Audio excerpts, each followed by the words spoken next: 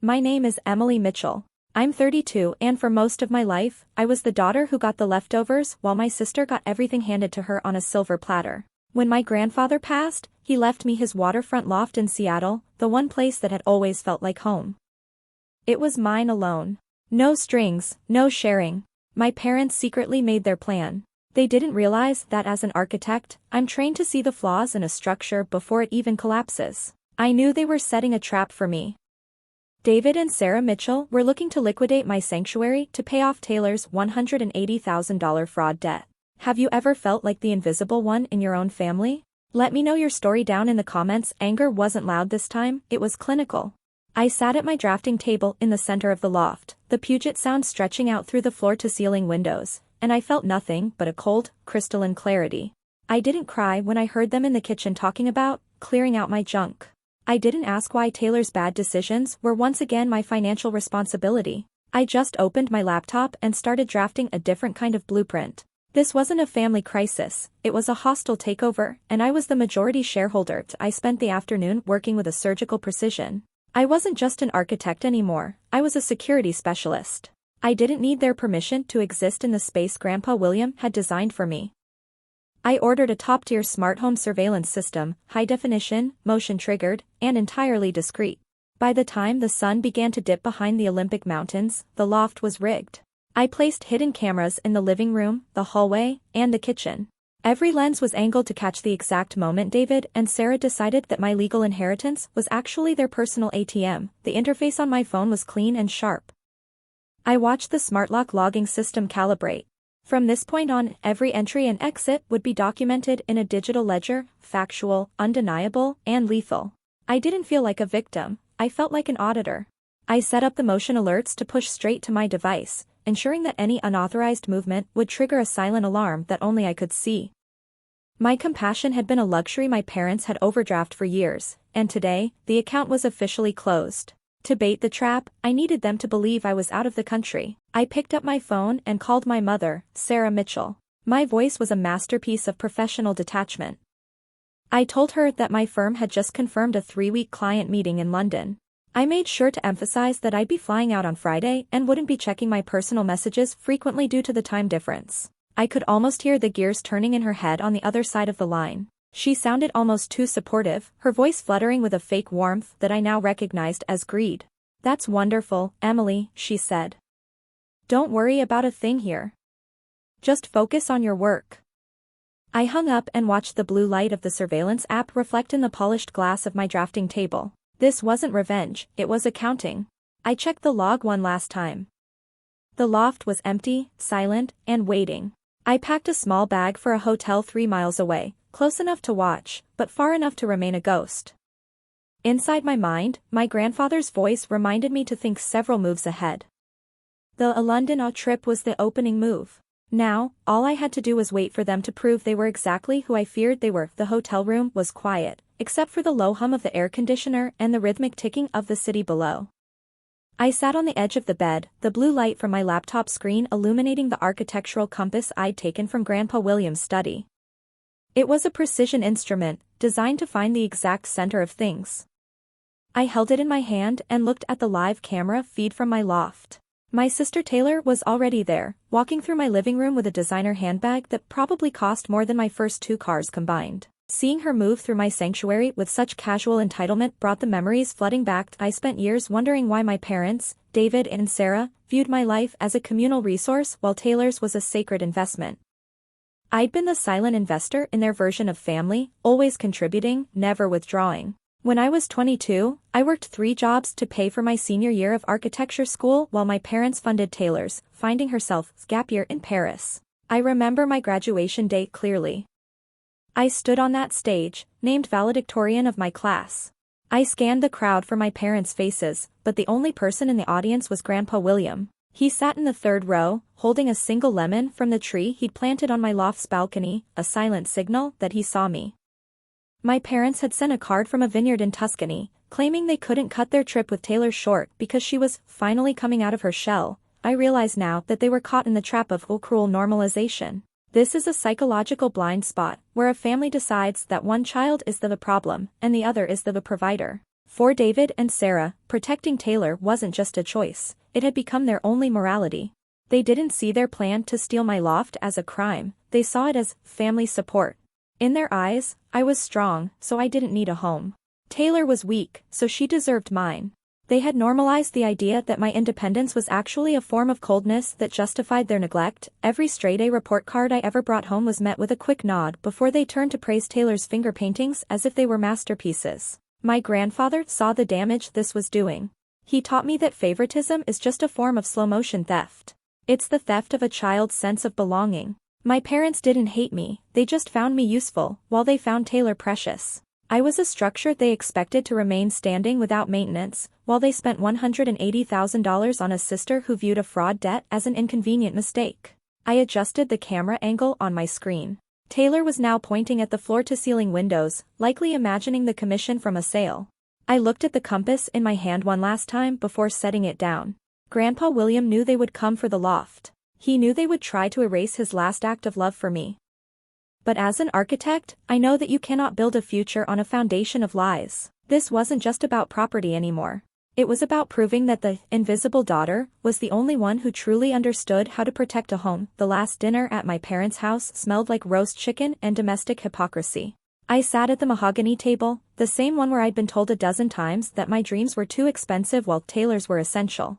David sat at the head, carving the meat with the same surgical precision I was now using to dismantle his life. Sarah was fluttering around, lighting scented candles that filled the room with a cloying sweetness that couldn't mask the rot underneath. I watched them with clinical eyes, analyzing their movements like a site inspector looking for structural failure. "It's just such a shame you have to leave right now, Emily," my mother said, her voice dripping with that manufactured concern she usually reserved for Taylor's crises. She leaned in, her eyes gleaming with a hunger she thought she was hiding. "With Taylor going through this legal misunderstanding, we really need to stick together as a family." That a misunderstanding was a $180,000 fraud debt. But in this house, Taylor didn't commit crimes, she only had rough patches. My compassion had been a luxury they'd overdraft for years, but tonight, I realized that our relationship was just a subscription, and I was finally canceling the service. David set the carving knife down and looked at me, his expression a masterpiece of calculated guilt. "Your mother is right. And you know, Emily, that loft is so big. It's a lot of responsibility for one person to handle while they're across the ocean. We were thinking, maybe you should leave us a spare key. Just in case there's a leak or a pipe bursts. Seattle weather is so unpredictable."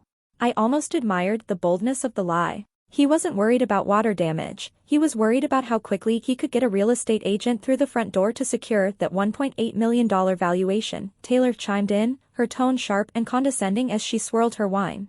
"Honestly, Emily, that place is wasted on you. You're so boring. You just sit there with your blueprints and your silence. A waterfront loft should be for someone who actually knows how to live, not someone who's basically a human calculator." She laughed, and my parents joined in, the sound echoing in the dining room like a mockery of everything I had built. They weren't shocked by their own betrayal, they were just comfortable in the belief that I would always be the sensible one who stayed quiet while they divided up my life. I didn't argue. I didn't defend my boring life or the years of work it took to earn that space. I just took a slow sip of my water and offered a thin, architect's smile. "I've already made arrangements for the maintenance, Dad. The smart home system handles everything, but I'll be sure to send you plenty of photos from London." I watched the disappointment flicker across David's face, replaced almost instantly by a hard, determined look. He thought he just needed to wait 48 hours until my 9 a.m. flight cleared the runway. As I walked to my car that night, the cold Seattle air felt cleaner than the air inside that house. I checked my phone.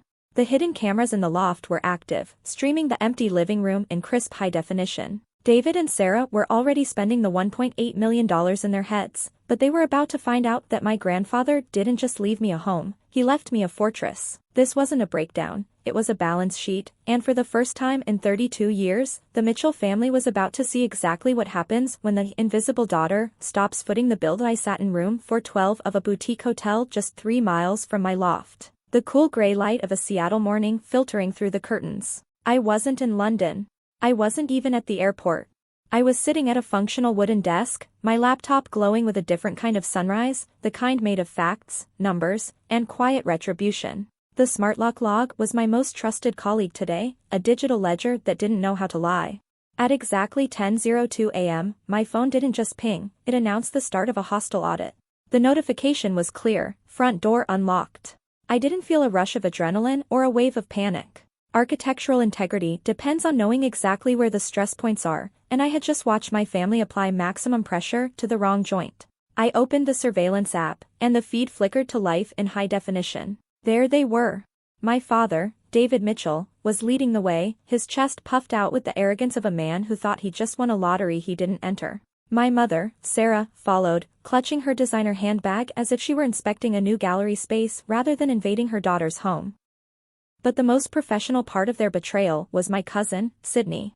As a real estate stager, she was already moving with a clipboard in hand, eyeing my antique furniture and calculating how to erase my presence from the $1.8 million loft. I watched as the locksmith my father had hired packed up his tools and took his payment, oblivious to the fact that he was the primary witness in a criminal trespass. They began moving immediately. Sydney pointed at my grandfather's reading chair, the one where he taught me that a well-designed life requires a solid foundation, and instructed two movers to take it to the service elevator. I watched my mother light a pomegranate-scented candle, the same cloying scent she used to mask the silence of my achievements for 32 years. I didn't call them. I didn't text Taylor to ask why she was currently trying on my jewelry in the master bedroom mirror. Instead, I clicked a different tab on my browser. I called my friend and family law attorney, Julia. I had already shared the secure link to my live feed with her office. "They're in, Julia," I said, my voice as steady as a structural beam. The SmartLock log confirms entry at 10:02. Sydney is currently staging the living room for an unauthorized open house. The intent to sell is documented. Julia's voice was clinical on the other end. "I've got the feed, Emily. We are recording everything: the unauthorized entry, the removal of personal property, and the conversations regarding the real estate listing.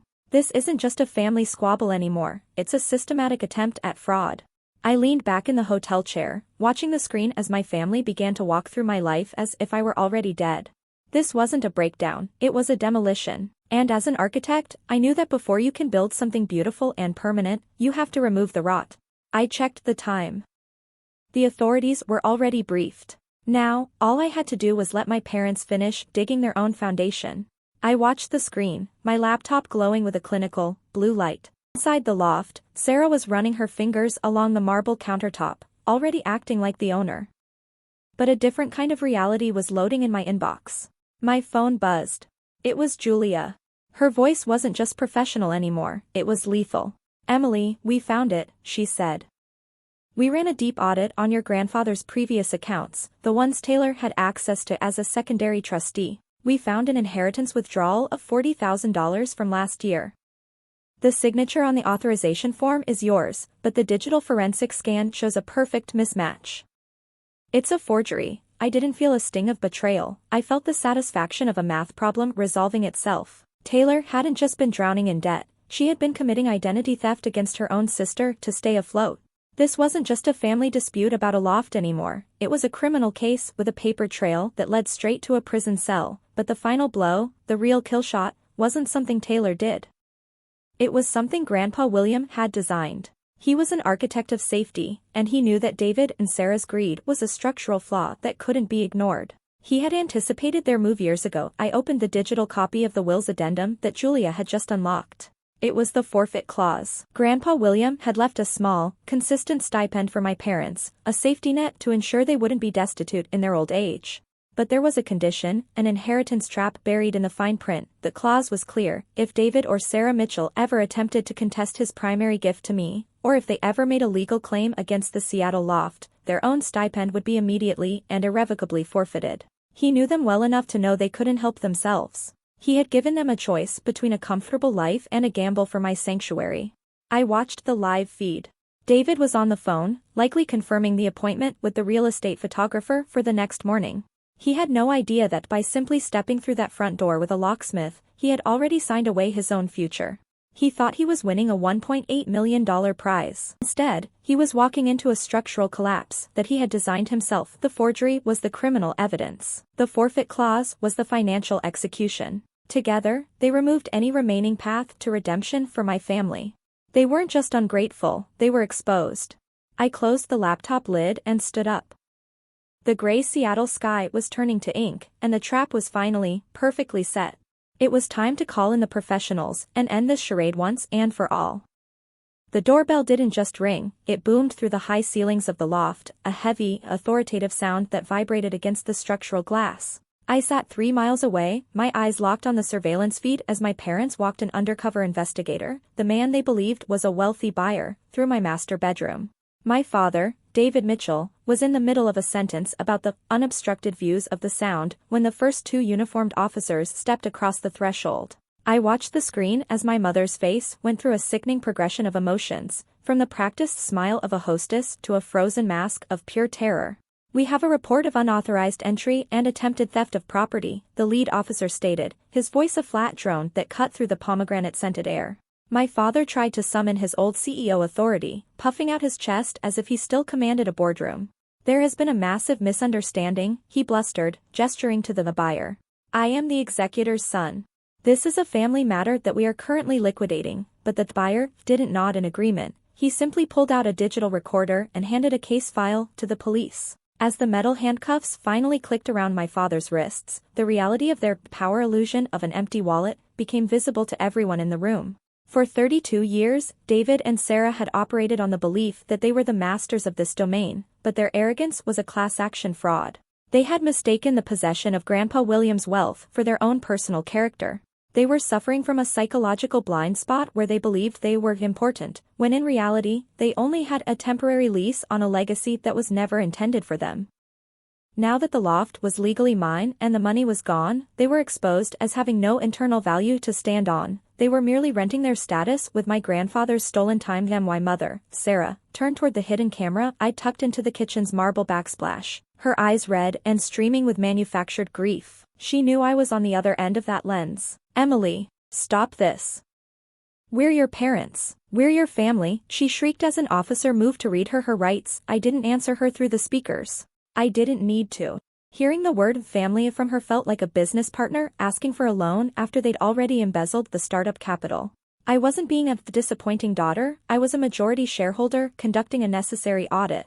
My compassion had been a luxury they'd overdraft for 3 decades, and the bank of Emily Mitchell was officially closed for business. I watched the officers escort them toward the service elevator, their expensive suits looking like costumes for a play that had just been cancelled. David was silent now, his chest collapsed, while Sarah's pleas for mercy faded into the hallway. I leaned back and closed the laptop. The blue light disappeared, leaving me in the silence of my hotel room. This wasn't a family tragedy, it was a balance sheet that had finally been zeroed out. For the first time in my life, the Mitchell household was operating in the black, because the rot had finally been removed from the foundation. I stood in the center of the loft, the silence finally sounding right. The cloying scent of that pomegranate candle was gone, replaced by the sharp, clean smell of the Pacific Northwest breeze coming off the Puget Sound. It took 2 weeks to have the place professionally deep cleaned, to scrub away the fingerprints of people who treated my sanctuary like a garage sale. I sat in Grandpa William's reading chair, holding his architectural compass in my hand. The metal was cool and heavy, a reminder that the best structures are designed to withstand the worst storms. My parents and Taylor were gone. The rot had been removed from the foundation of my life, and for the first time, I could breathe without waiting for the walls to collapse. I realized that day that family isn't a blood contract you're forced to sign, it's a commitment to character and respect. I'd been the silent investor in their toxic version of family for 32 years, footing the emotional bill for a subscription I never wanted. Now, the ledger was zeroed out. This wasn't a tragedy, it was a successful audit. I want to speak directly to you now, the ones who have always felt like the invisible child, the black sheep, the one standing on the edge of the family circle. You might be carrying the weight of being useful but never loved, the structure that everyone expects to stay upright while they tear away your support beams. I need you to know that your independence isn't a flaw, it's your greatest asset. Being an outsider in a toxic home doesn't mean you're broken, it means you were designed for a different kind of life, one built on a foundation of your own choosing. You don't need their permission to exist fully. You are the architect of your own sanctuary. I looked out at the sunrise over the water, the light catching the polished steel of my drafting table. I'm 32 years old, and I finally have a home that doesn't feel like a prison. Grandpa William always told me to think several moves ahead. He knew I'd find the strength to draw my own lines. And as the sun hit the compass in my hand, I knew the structure was finally sound. Drop a comment and let me know where you're listening from and what time it is for you right now. I'd love to know who's part of our community. Have you ever had to draw a line in the sand for your own peace? Let me know your story down in the comments. Hit like if you believe justice was served, and subscribe so you don't miss the next journey. Take care of your foundation, and I'll see you in the next one.